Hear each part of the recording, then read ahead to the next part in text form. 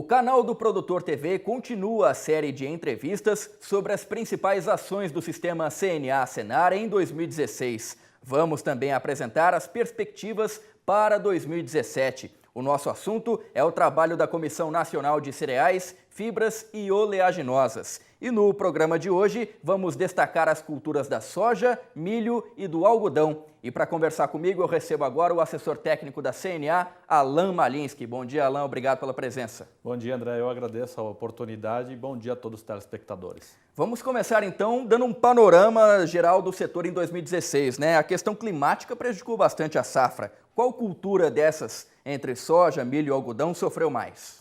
Isso foi um problema, a questão climática realmente foi um problema que acabou prejudicando todos os estados de uma forma geral e todas as culturas também, né? Porque viemos de um ano de El Niño de forte intensidade, então a questão com falta de chuva, principalmente no Nordeste, no Centro-Oeste, no Mato Piba, então foi muito agravada durante esse período, né? Então aí nós tivemos problema com a soja, com o milho e com o algodão. E na região sul, em contrapartida, nós tivemos o excesso de chuva. Aí nós tivemos mais problema com o arroz, com o trigo também, né? Mas também com a soja, porque acabou aumentando a infestação de doenças principalmente. O produtor precisou gastar um pouquinho mais para compensar essa maior infestação de doenças para as lavouras de soja no sul.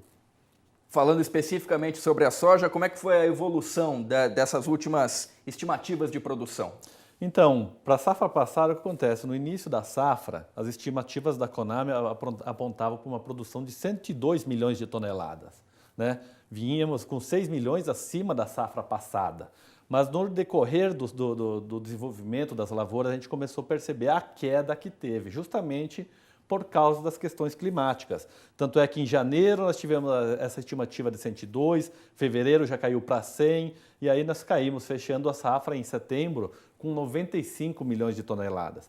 Então, quando a gente olha o número final da soja, por mais que ela esteja próxima da safra passada, mas se a gente for comparar com as estimativas iniciais, nós tivemos uma queda considerável, acima de 6 milhões de toneladas, né? E isso foi justamente por causa da questão climática. O produtor ele investiu em tecnologia, ele aumentou a área, mas em contrapartida a seca no Mato Piba, no Centro-Oeste, acabou limitando que a produção chegasse na estimativa inicial. Aí nós tivemos todas essas perdas aí, tanto é que o relatório da Conab fica bem claro como que foi caindo mês a mês. Os estados que colheram primeiro, Mato Grosso, Goiás, até o Paraná, Mato Grosso do Sul, tiveram perdas menores. O Mato Grosso, as últimas lavouras acabaram sendo um pouco prejudicadas também, mas o restante dos estados acabaram tendo essa perda aí durante todo o desenvolvimento das lavouras. E qual foi o balanço do consumo nacional e das exportações da soja? Ok, falando aqui, as nossas exportações elas ficaram semelhantes à safra passada, em torno de 54 milhões de toneladas.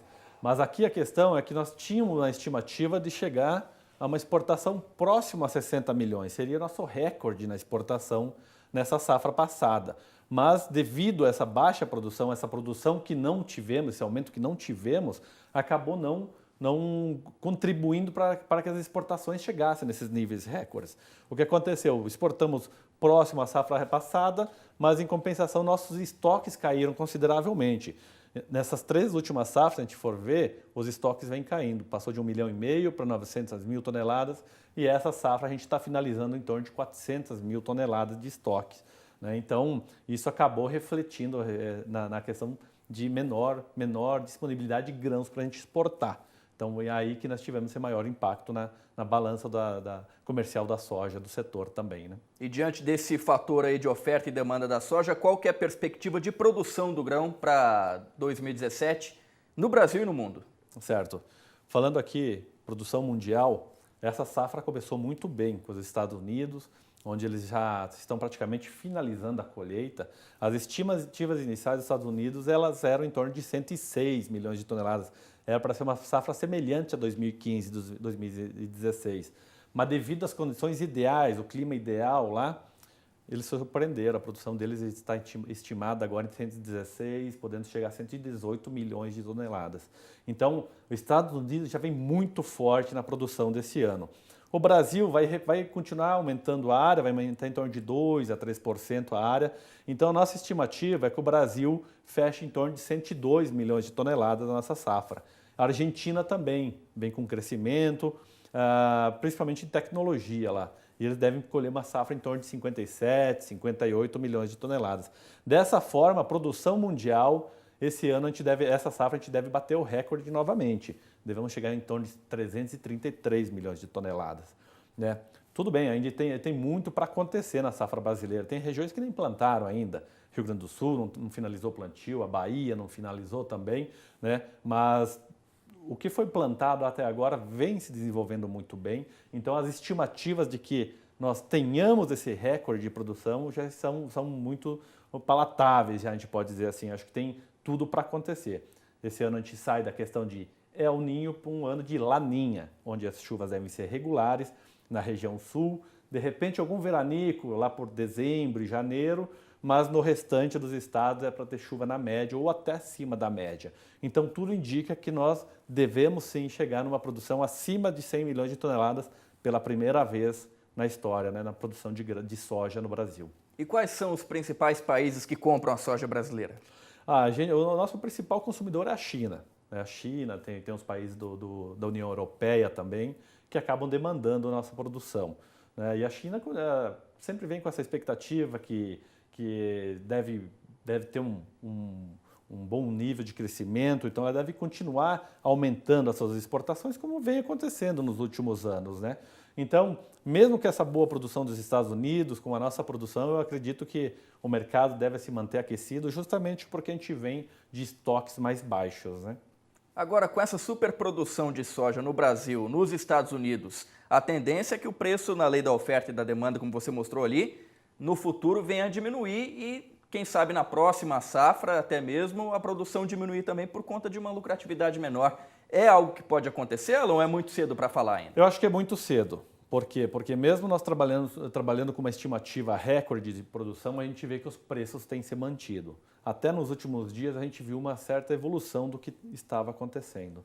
Então acho que é muito cedo ainda, porque a gente vem de uma história de estoques baixos, a gente saiu de uma produção de 320, caímos para 313 milhões, então nós já tivemos uma queda, nossos estoques estão mais apertados. Então essa produção que vem acima dos 330 milhões, ele vem para repor os estoques e pegar esse crescimento no consumo ainda, absorver esse crescimento. Então eu não acredito que esses preços devam cair consideravelmente. Eu acho que ele deve se manter nessa de 9,80 a 10 bushels dólares por bushel na CBOT, então eu acredito que os preços não devam cair muito não nos próximos, até finalizar a nossa safra. Né? Não só a questão de manter estoque, mas também existe demanda que cresce no mesmo ritmo da produção, Alan? Sim, a gente tem a demanda até interna que acaba crescendo, né? A demanda externa, porque a gente vê que a China ela continua com por mais que reduziu um pouco a sua taxa de crescimento, ela continua com uma taxa de 5%, 6%, então acaba demandando alimentos, né? Então, e como o principal produto que eles importam é a soja, para a produção de suínos e de aves, então a gente vê que essa produção a demanda deve se manter aquecida, né, e deve absorver esse excesso, produção maior que nós devemos ter esse ano. Agora a gente vai trocar de grão, vamos falar do milho então, Alan. Quais foram as formas de financiamento que o produtor buscou na última safra? Isso, aqui a gente ainda pode continuar até tá entrando na questão tanto da soja quanto do milho. O que acontece? Aqui mostra ano a ano como vem o financiamento da safra, como que o produtor busca recurso para fazer a sua safra. A gente vê no Mato Grosso que 2012 e 2013 o produtor 39% do custo que ele tinha para fazer a sua safra era de custo próprio, era de dinheiro dele mesmo, capital próprio.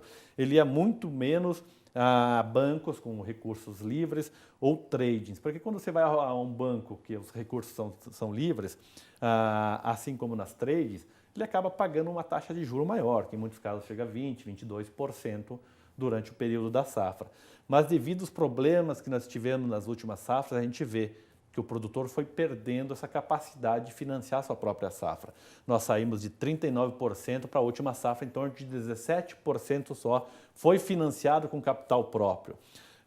Bancos com recursos controlados, que vem esse recurso que é financiado pelo Plano Safra, né? Nós vimos também que vem caindo consideravelmente a utilização disso. Ele chegou a 18 recursos controlados, né? Ele chegou de 18, foi a 37%. Mas o de recursos livres, a gente vê que ele ele seguiu no caminho contrário. Isso mostra que o produtor está tendo dificuldade de ir ao banco e pegar recursos controlados, né? Controlado, que eu digo, uma taxa mais baixa, que ela acaba sendo subsidiada pelo governo. E também o recurso próprio, mostra que o produtor está perdendo essa capacidade de endividamento. Isso para o Mato Grosso. Agora, quando a gente vai para a Bahia, a gente vê que a situação é um pouco pior. Tanto é que o Mapito vem passando por 5 safras de problemas. Nós pegamos aqui a safra 12 e 13, o produtor financiava 35% da lavoura dele com recurso próprio. Na última lavoura, ele não financiou praticamente nada.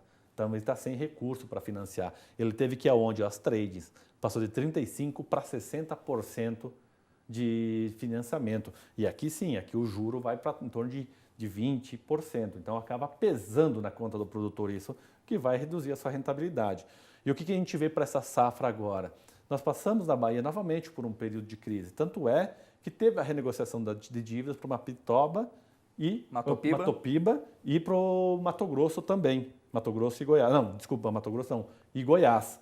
Né? Então mostra que o produtor passou novamente por problema. Vai ter menos dinheiro para financiar a sua safra.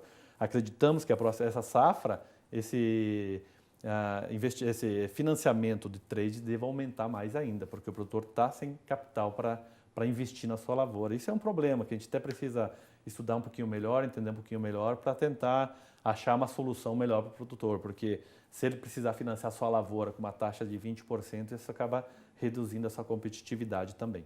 Analisando o gráfico anterior, que era referente à produção mato-grossense, e esse aqui referente à produção baiana, Alain, a gente percebe que houve uma redução na participação do capital próprio do produtor. É um bom sinal? Como é que você avalia essa redução? Não, eu acho que não é bom sinal, porque quando ele financia do seu bolso, mostra que ele tem capital e ele está pagando um juro menor.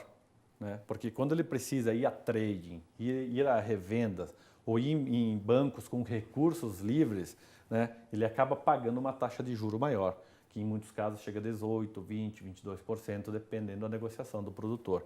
Então isso não é um bom indicador para a produção brasileira. Tanto a queda na participação de recursos próprios, como a queda de bancos com recursos controlados, que daí é esse recurso que é disponibilizado no ano safra, nos programas de safras do governo federal. Né? Perfeito. O Alain Malins, que continua com a gente depois do intervalo, ele que está fazendo um balanço a respeito do ano de 2016 na Comissão de Oleaginosas, Fibras e também Cereais da CNA. Na sequência, depois do intervalo, vamos continuar falando sobre milho. Até já!